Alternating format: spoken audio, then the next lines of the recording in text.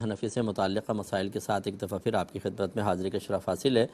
کچھ of year question ہے، پہلے وہ لے لیتے ہیں۔ کسی نے پوچھا کہ اگر بچہ 14 سال کا ہو اور کافروں کی اولاد میں سے ہو اور مر جائے تو کیا اس کا حساب و کتاب ہوگا اور کیا وہ جنت میں جائے گا؟ اسی طرح اگر مسلمان کا بچہ ہو تو کیا اس کا حساب ہوگا، وہ جنت میں جائے گا؟ دیکھیں، سب سے پہلے تو ایک بات سمجھ لیجئے کہ بلوغت کی جو عمر ہوتی ہے بالغ ہونے کی، یہ اسلامی پوائنٹ آف ویو سے لڑکے میں 12 سے 15 سال کے درمیان ہے۔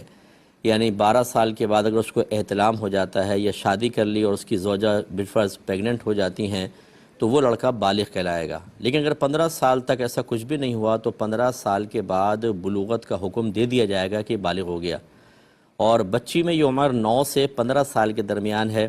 یعنی بلوغت کا جو پیریڈ ایک بنتا ہے کہ اس میں کوئی علامت نظر آئے اور ہم بالغ قرار دے دیں۔